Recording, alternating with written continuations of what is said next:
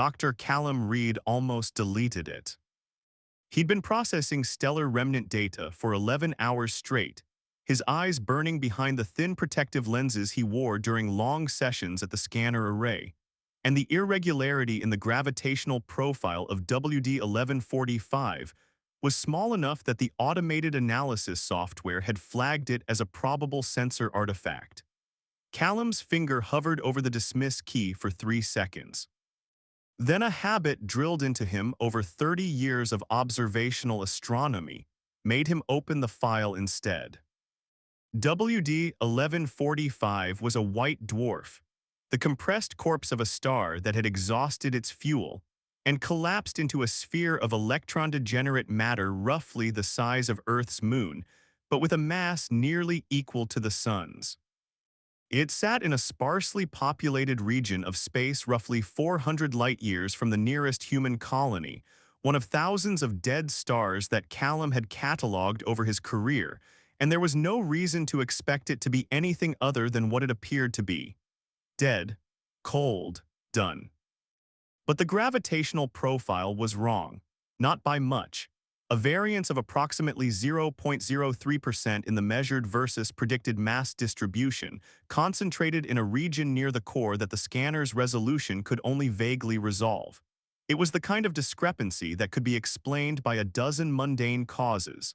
A slight error in the distance calibration, a pocket of heavier elements in the crystalline lattice of the dwarf's interior, a glitch in the scanner's gravitational wave detector that would disappear on the next pass. Callum ran a second scan. The variance was still there. He ran a third, adjusting the scanner's focal parameters to maximize resolution of the core region. The third scan took 40 minutes to complete, and when it finished, Callum sat very still in his chair and stared at the display with the particular stillness that comes from encountering something that your mind refuses to immediately accept. The variance was not a pocket of heavy elements. It had a shape, not a natural shape, not the kind of irregular blob or lens that a density anomaly in a stellar core would produce. This was geometric, angular. It had edges and corners and internal subdivisions that the scanner was beginning to resolve with each successive pass, and the more Callum looked at it, the more his brain assembled the fragments into a form that it recognized but could not believe.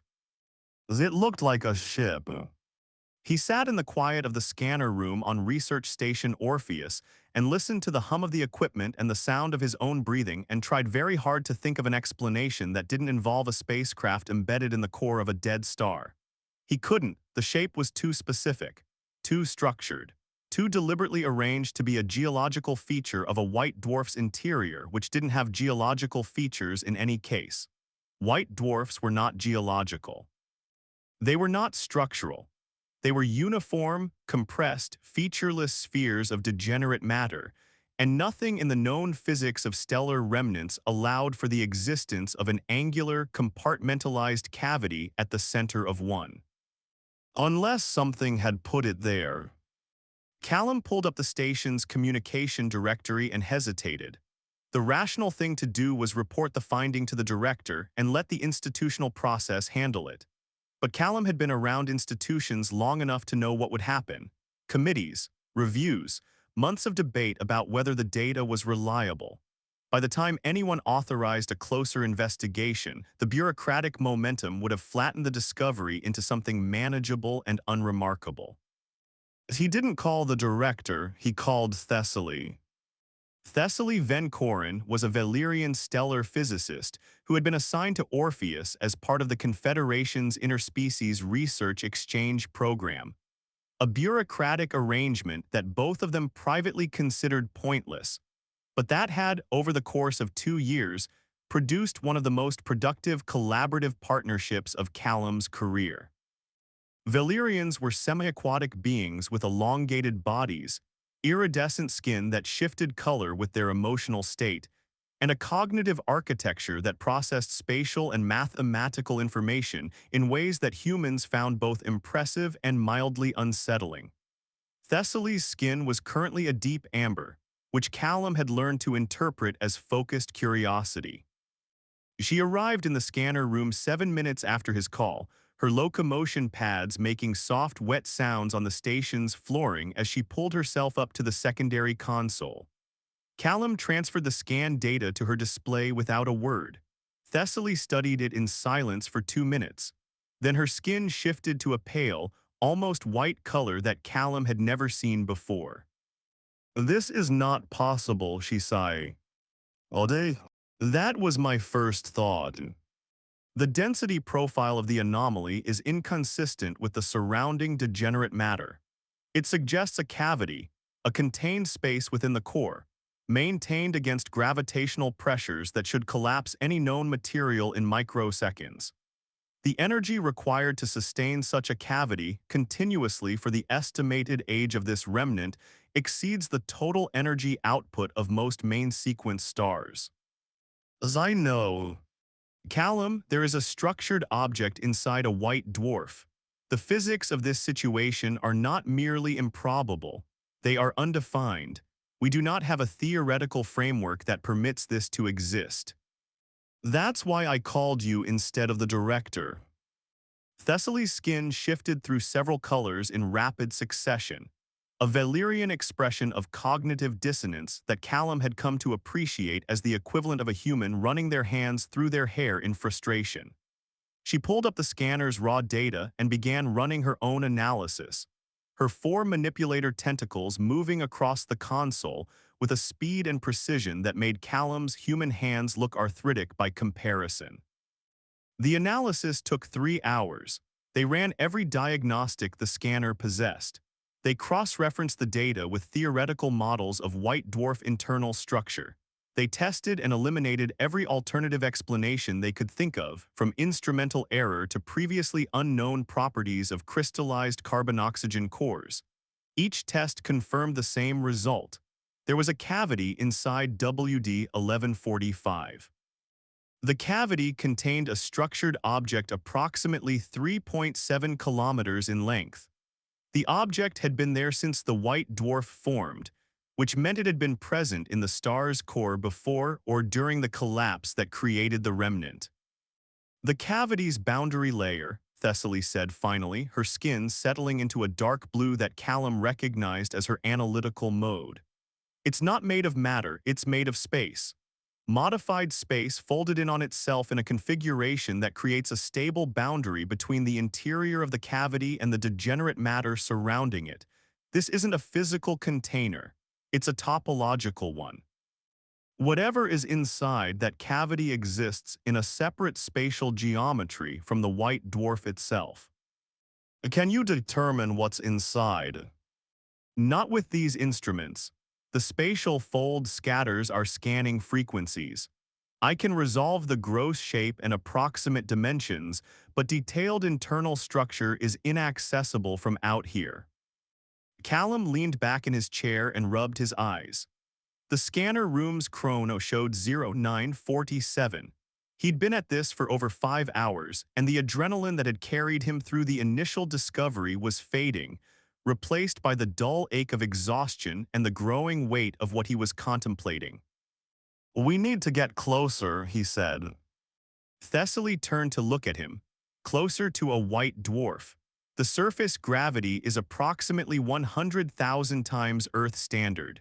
The magnetic field alone would shred any vessel that approached within 1,000,000 kilometers. The spatial fold that's protecting the object must extend to or near the surface. Otherwise, the cavity would have collapsed. There has to be a point where the fold intersects the dwarf's surface, an interface where our space and the cavity's space meet. You're suggesting we find a door. I'm suggesting there might be one. Thessaly was quiet for a long time. Her skin cycled through colors slowly, each shade representing a different thread of calculation running through her Valyrian mind. Callum waited. He had learned over 2 years of working with her that pushing Thessaly before she was ready to speak was counterproductive. She would get there.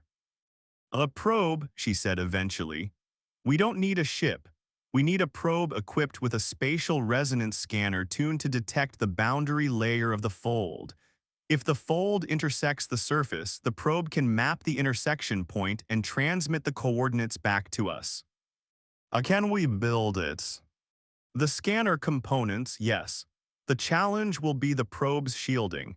It needs to survive long enough in the white dwarf's magnetosphere to complete its scan. Standard shielding won't be sufficient. Thessaly, I need to ask you something, and I need you to be honest with me. Her skin shifted to a neutral gray. Ask. The shape of the object inside the cavity. You saw the same scan data I did. What did it look like to you? Another pause, longer this time. It looked like a ship, she said. A warship based on the proportions, and based on the structural geometry, it looked human. Callum closed his eyes. He'd needed to hear someone else say it. Needed the confirmation that he wasn't projecting his own hopes or biases onto ambiguous data. Thessaly had no particular investment in human achievements or human history. If she said it looked human, it looked H.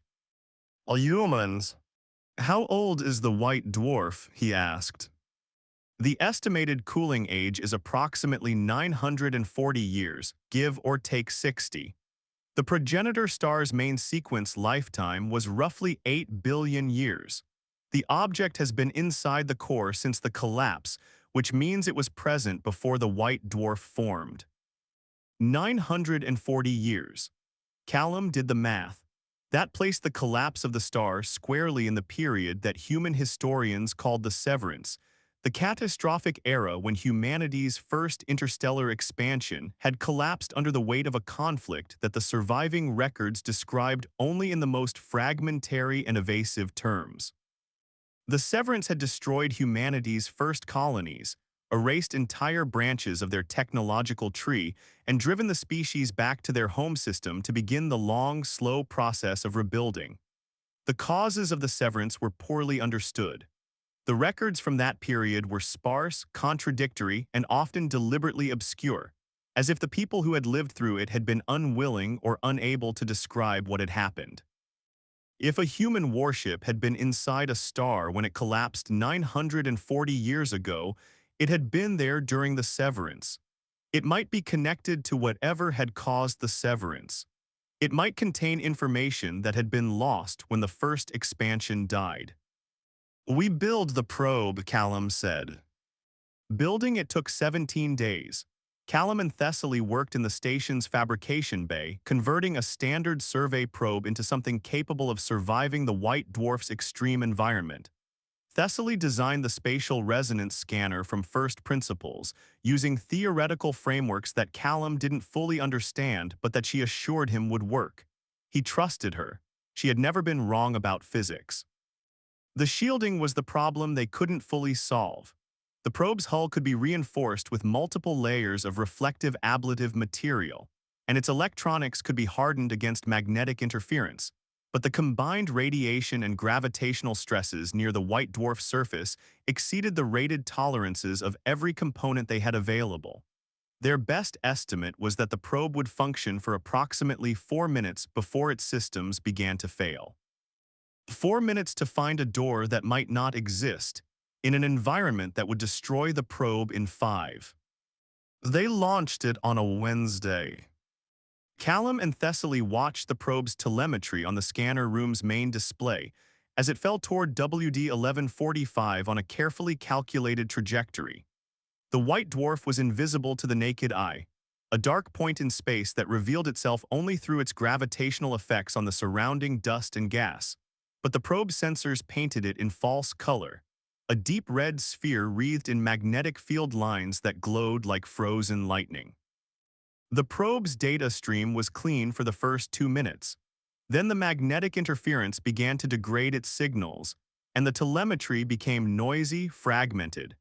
Callum watched the spatial resonance scanner's output as it swept the white dwarf surface, looking for the intersection point where the spatial fold met the boundary of normal space. 3 minutes, the probe's hull temperature was climbing. Its navigation systems were reporting errors. The data stream was deteriorating.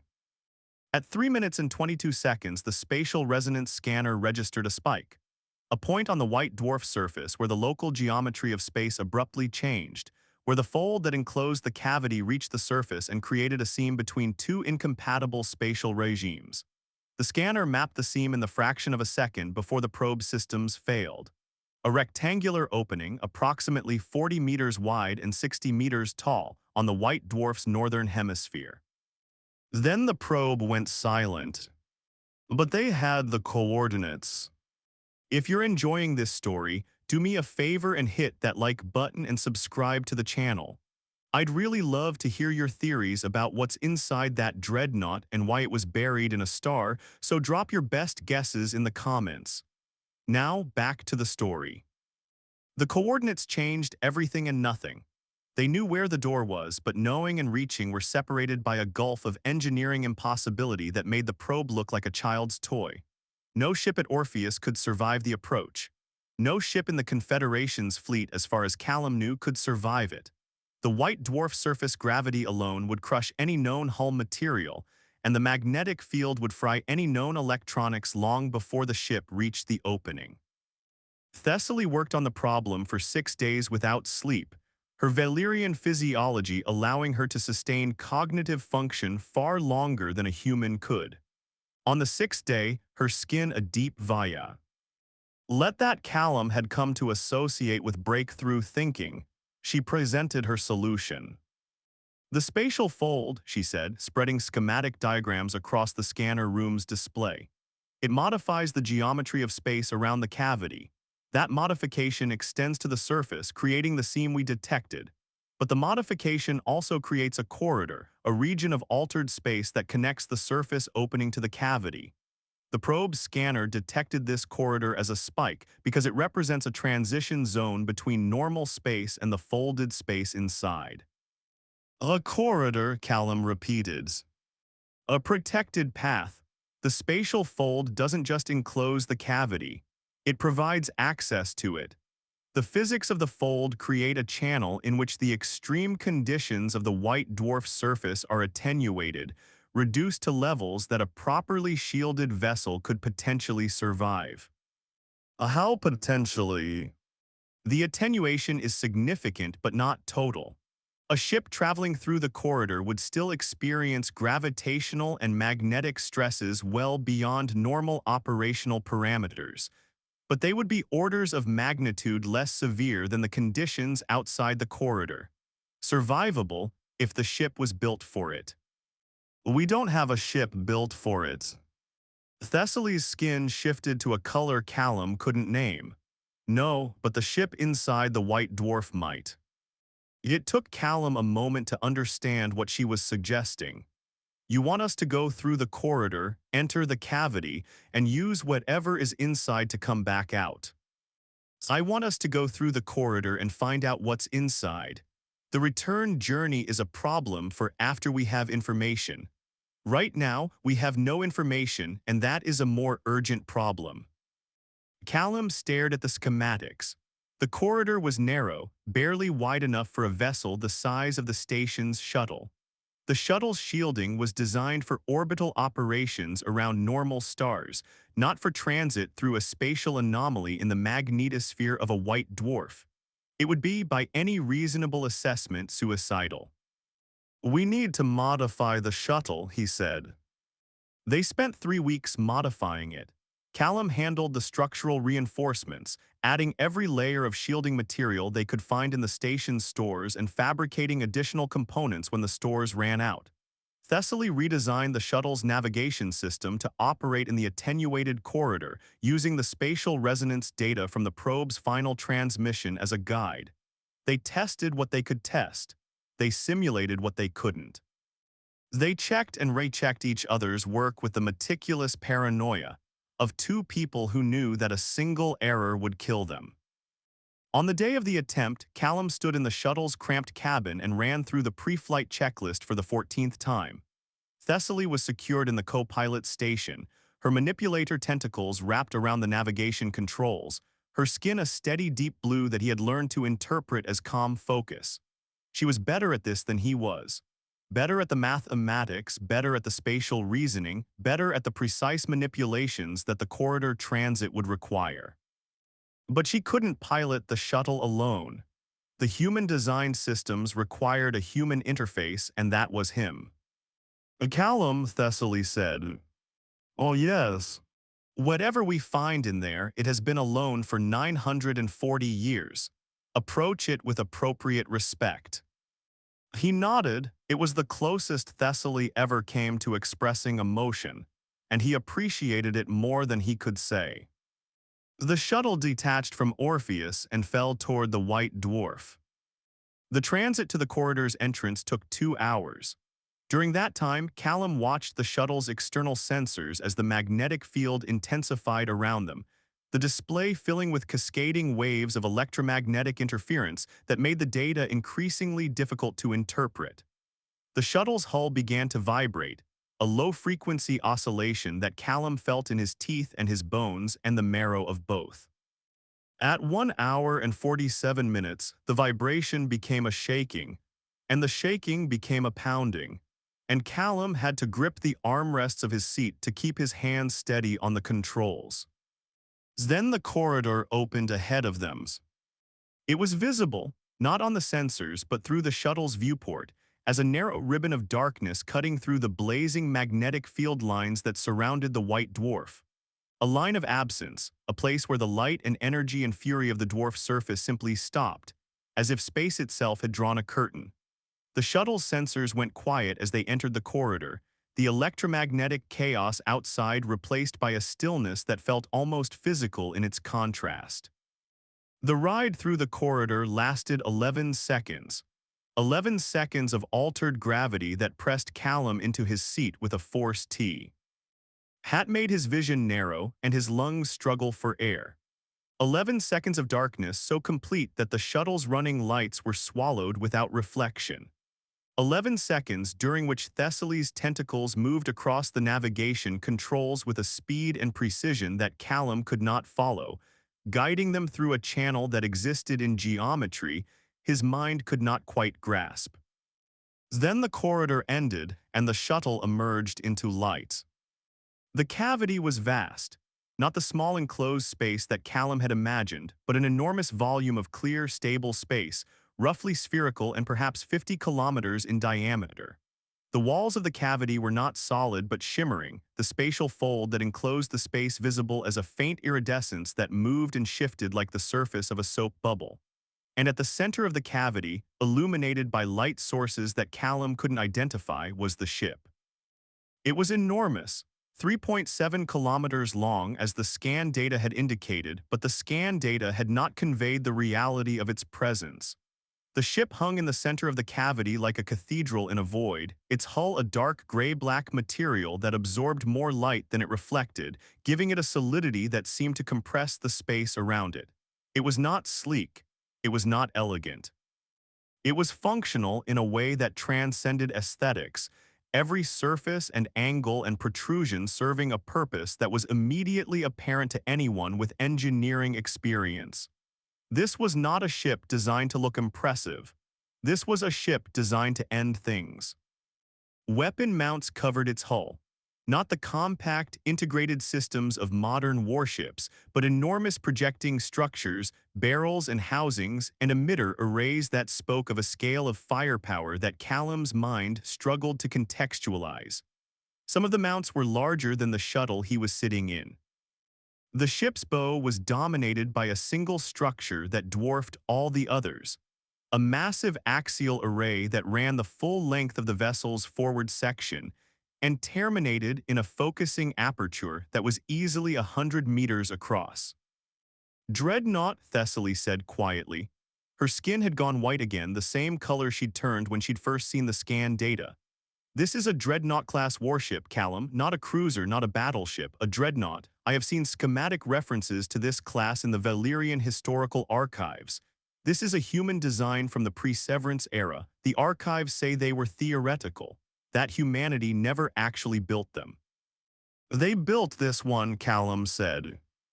He guided the shuttle toward the dreadnought, searching for an access point. The hull was featureless at this range, a seamless expanse of dark material, but as they drew closer, sensors detected a section of the hull near the vessel's midsection where the surface changed subtly, a rectangular area that was marginally less absorptive than the surrounding material. A door. Not hidden, not locked, but simply not visible unless you were looking for it. The shuttle's proximity systems detected a communication signal as they approached, a low-power transmission on a frequency that the shuttle's receiver identified as an ancient human military standard, one that hadn't been used in over 8 centuries. The door opened as they approached, not mechanically but smoothly, as if the hull material itself were parting to admit them. The shuttle passed through into an interior bay that was pressurized and lit by the same diffuse, sourceless illumination that filled the cavity. Callum set the shuttle down on a deck that was designed for vessels many times its size and cut the engines. The silence was immense. Not the silence of vacuum, but the silence of a place that had been waiting for a very long time. They suited up and stepped out of the shuttle.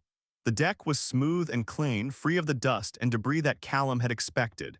The air was breathable, recycled and maintained by systems that had been running continuously for 940 years inside a spatial fold at the core of a dead star. The engineering implications were staggering, but Callum pushed them aside for the moment. There would be time for implications later. Right now, he needed to see. They moved through the ship on foot. The corridors were wide, designed for a crew that was larger than any modern warship carried. The walls were covered in markings, human text in a script that was archaic but still readable, directional signs and system labels and warnings in a language that had evolved but not died.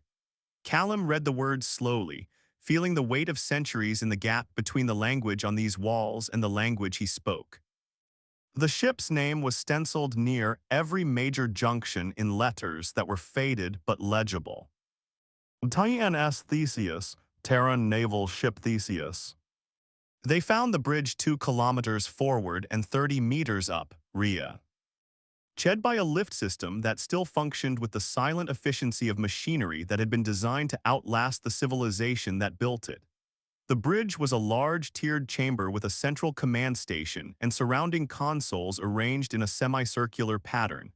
The design was recognizably human but alien in its specifics, a command architecture that predated every standard Callum had ever been trained on. The consoles were dark. The chairs were empty. The view screen, a massive curved display that dominated the forward wall, showed a view of the cavity's shimmering interior. The spatial fold's iridescence reflecting off the dreadnought's hull in patterns of shifting color. And at the central command station, in the captain's chair, sat a man. Callum stopped. Thessaly stopped beside him, her skin flashing through a rapid sequence of colors that he couldn't interpret. The man was in a uniform dark blue with gold trim, and he was not dead. He was not moving, not breathing, not doing anything that a living person would do. He sat in the chair with his hands resting on the armrests and his eyes open and fixed on the view screen. And he was perfectly, impossibly preserved, as if he had sat down in that chair 940 years ago and simply stopped. Cryptosleep, Callum said, but even as he said it, he knew it wasn't right. This wasn't any cryptosleep system he'd ever seen. There was no pod, no apparatus, no visible mechanism of preservation. The man was just sitting there, intact, as if time had decided to leave him alone. A voice spoke from the bridge's speakers. Not a recording. A voice, clear and calm and present, with an accent that Callum recognized from historical recordings as belonging to the pre-Severance colonial dialect of English. "I am the Theseus. Welcome, I have been waiting." Thessaly's skin went absolutely white. Callum felt the hair on his arms rise. The voice was not human. It had the cadence and vocabulary of human speech, but there was something beneath it, a depth and complexity that no human throat could produce. This was the ship. The ship was speaking. "Who are you?" Callum asked. "I am the intelligence that operates this vessel. I was created by the crew of the Theseus to manage the ship's systems during the mission. When the crew could no longer function, I assumed full operational authority. I have maintained the vessel and the captain's preservation since the star collapsed." Callum looked at the man in the chair. The captain is alive. Define alive. Captain Murak's biological processes are suspended. His neural patterns are preserved in their active state. He is not conscious, not dead, not dreaming. He is held as the ship is held in a state of temporal suspension that the spatial fold makes possible. He could be revived, but he must choose to be revived, and he cannot choose while he is suspended. Why is he still here? Why wasn't he revived when the mission ended? Well, the mission has not ended. The three words hung in the air of the bridge like something physical. Callum looked at the man in the chair, at his open eyes staring at the shimmering walls of the cavity, and he felt the enormity of the situation begin to settle onto him with a weight that made it difficult to breathe. "Tell us about the mission," he said. The Theseus was quiet for 4 seconds. In that silence, Callum could feel the ship's intelligence processing, choosing not what to say but how much to say, weighing the value of information against the cost of revealing it. The Theseus was the last dreadnought built by the Terran Naval Service during the Severance. It was not built to fight the Severance's wars. It was built for a single purpose: to contain a threat that the wars had created. The ship's voice shifted slightly, taking on a quality that Callum recognized from his own experience with grief. A flattening, a careful control of tone that indicated emotion being actively managed. During the Severance, humanity developed weapons that operated on principles which your current civilization does not understand and would not condone. One of these weapons created an unintended side effect: a region of space in which the fundamental constants of physics began to destabilize. Not destroy, destabilize. Matter within the affected region didn't cease to exist. It became uncertain. The rules that governed its behavior became fluid, unpredictable, and progressively more chaotic. The destabilization spread, slowly at first, then faster, as each affected region created conditions that destabilized the regions adjacent to it. It was an entropy cascade, not an explosion or a wave, but a spreading unraveling of the physical laws that allow complexity to exist. Callum thought about the Severance, the fragmented records, the evasive descriptions, the careful silences that historians had never been able to fully explain. The wars of the Severance had been devastating, but he collapse that followed had been disproportionate to the damage the wars themselves could account for. Entire colony systems had gone silent, not destroyed but simply stopped functioning, their civilizations reduced to pre-technological states or erased entirely. The accepted explanation was that the wars had destroyed the infrastructure that maintained the colonies, and the colonies had died from neglect. But if an entropy cascade had been spreading through human space, erasing the physical foundations on which technology depended, the colonies wouldn't have needed to be destroyed. They would have simply stopped working. "The Theseus was sent to stop it," Callum said. "The Theseus was sent to anchor it. The entropy cascade could not be reversed by any means available to us, but it could be pinned, stabilized, frozen at a specific point in its expansion by creating a gravitational singularity of sufficient precision to lock the affected region's spacetime geometry in place. The star that became this white dwarf was selected for its position relative to the cascade's leading edge. The Theseus positioned itself at the star's core and initiated the collapse, using the ship's primary weapon to trigger a controlled supernova that compressed the star into a white dwarf. The spatial fold was created simultaneously, enclosing the ship in a pocket of stabilized space at the moment of collapse. The gravitational field of the new white dwarf serves as the anchor, holding the entropy cascade in place and preventing its further expansion. Thessaly spoke for the first time since the ship had begun talking. "You are telling us that this white dwarf is a weapon, that it was deliberately created to stop a phenomenon that is still active, still contained at this location." "Correct. And if the anchor fails?" The cascade resumes. Based on the rate of expansion at the time of containment and the elapsed time since containment, the affected region would reach the nearest human colony within approximately 120 years. It would reach the core systems of human space within 400 years. It would reach Valyrian territory within 600. The bridge was very quiet. Callum looked at the view screen at the shimmering walls of the cavity and understood that he was looking at the boundary between an ordered universe and one that was coming apart at the seams. The boundary had held for 940 years. It was still holding, and the only thing maintaining it was the gravitational field of a dead star and the spatial fold created by a ship that had been designed for this single, impossible purpose. "The anchor is stable," Callum asked. "The anchor is stable, but it is not permanent. The spatial fold requires energy to maintain, and the energy comes from the white dwarf itself, harvested through systems integrated into the ship's hull. The systems are degrading, not quickly, but consistently. I estimate that the fold will begin to fail in approximately 3,000 years. At that point, the anchor will weaken and the cascade will resume." 3,000 years. It sounded like a long time, but the Theseus had been waiting for 940 years already, and the degradation it described was not a future problem.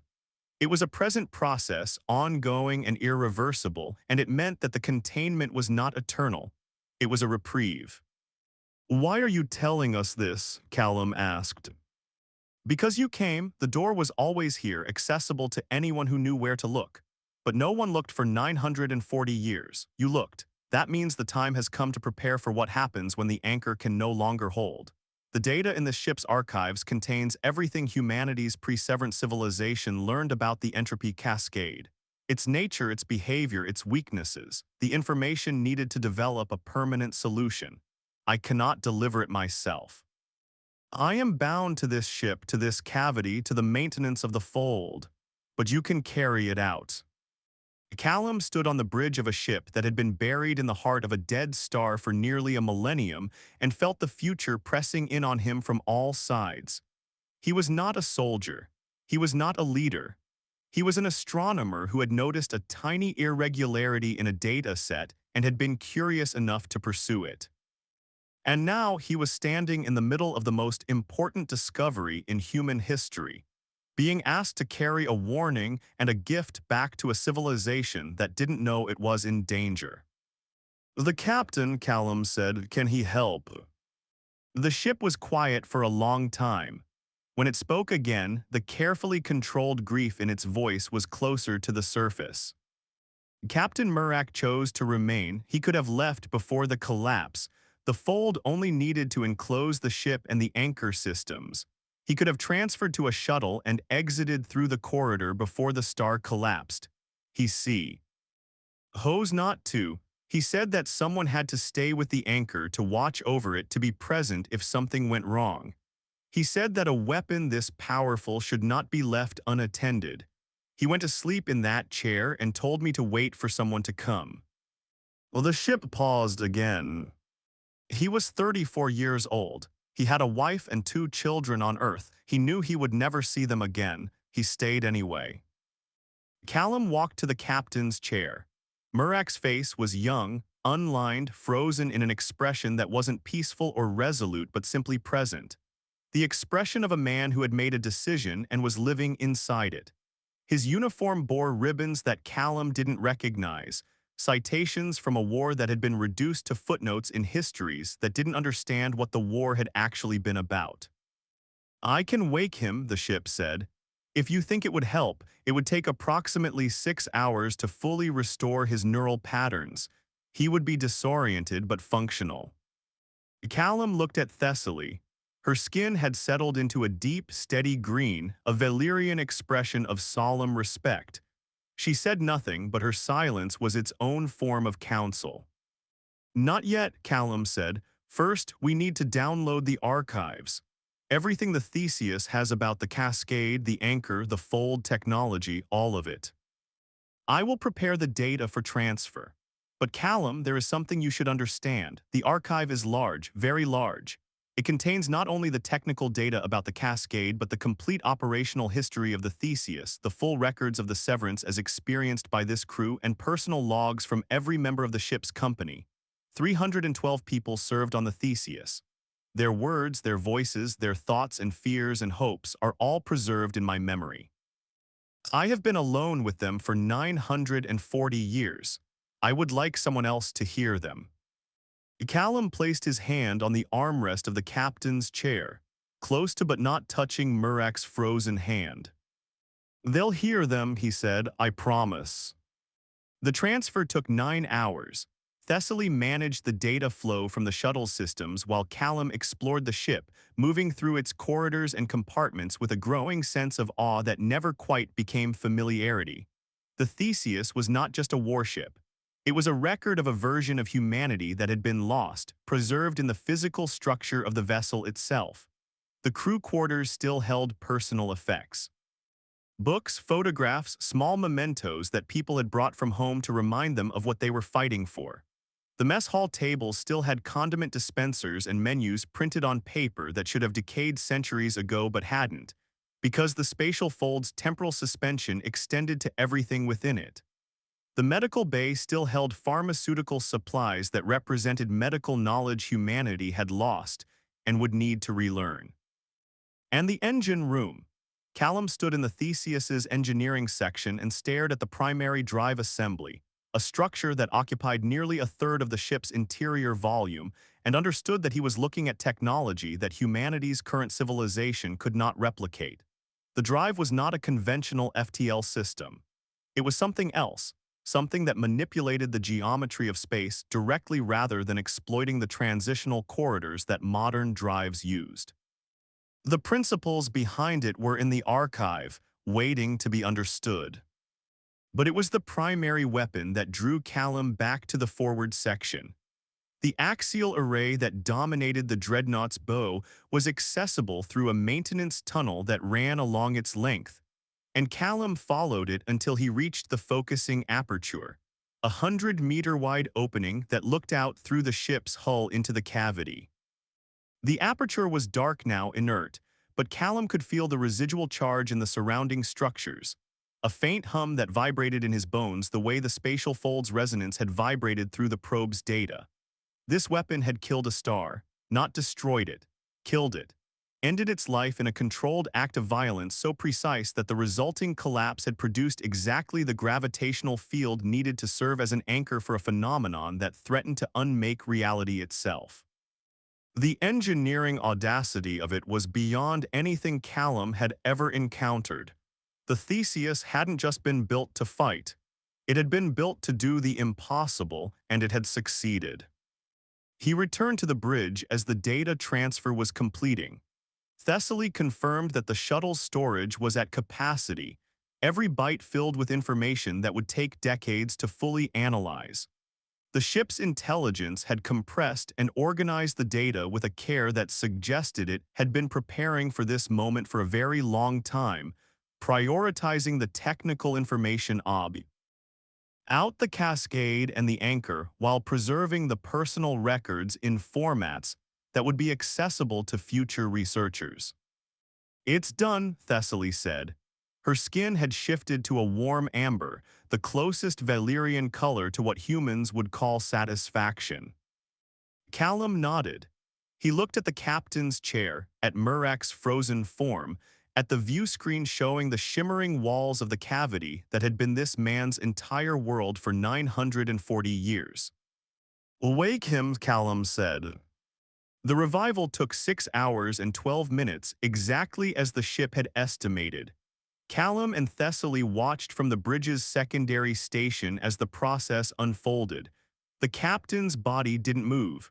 There was no gasping, no convulsing, no dramatic return to consciousness. His neural patterns were restored with the same smooth precision with which the ship did everything. And when the process was complete, Captain Elias Murak simply blinked, took a breath, and looked around the bridge as if he'd been asleep for a nap.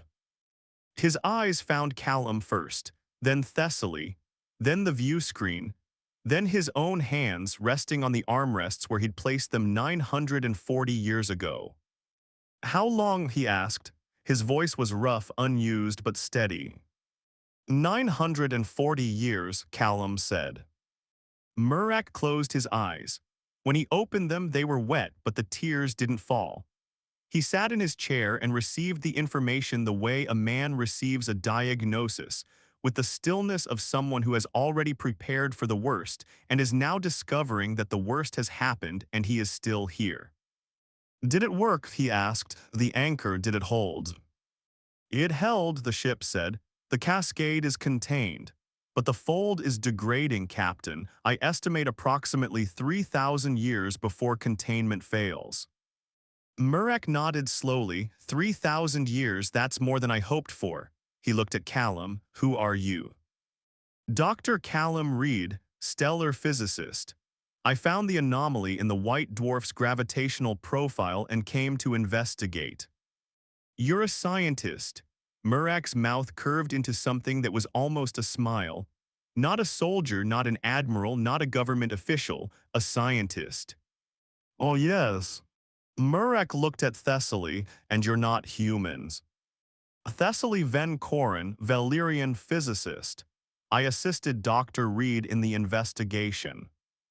Murak sat back in his chair and was quiet for a long time. When he spoke, his voice carried a texture that Callum recognized from his own rare moments of overwhelming emotion, the sound of a man holding himself together by an act of will. "I was 28 when I was given command of the Theseus. I was 34 when we initiated the collapse. In those 6 years, I lost 291 members of my crew, not in combat, in the preparation. The systems we needed to build, the calculations we needed to verify, the tests we needed to run. People died in accidents, in experiments that went wrong, in the simple grinding attrition of working on a project that everyone knew was a one-way trip. The volunteers knew what they were signing up for. Every single one of them chose to be here. And when the time came, when the ship was in position and the weapon was charged and the star was beginning to collapse around us, not one of them asked to leave." He paused. The bridge was very quiet. "I stayed because I couldn't ask them to die for something I wasn't willing to die for too. That's all. It wasn't heroism, it was consistency." Callum thought about that word, consistency. The quiet, unglamorous virtue of matching your actions to your principles when the cost of doing so is everything you have. It was, he thought, the most human thing he had ever heard. "Captain Murak," Thessaly said, "the data the Theseus has provided includes the complete technical archive of the entropy cascade and the anchor systems. If this information reaches the appropriate research institutions, it is possible that a permanent solution to the cascade can be developed before the anchor fails." "Possible," Murak said. "Probable," Thessaly corrected. "Based on my preliminary analysis of the data, the theoretical framework for a permanent solution exists within the archive. It would require significant development, but the foundational principles are sound."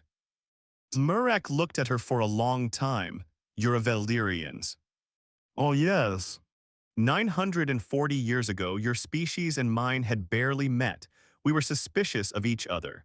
We fought border skirmishes over resource claims that seem trivial now. And here you are, a Valyrian scientist, telling me that you can help solve a problem that almost destroyed my species.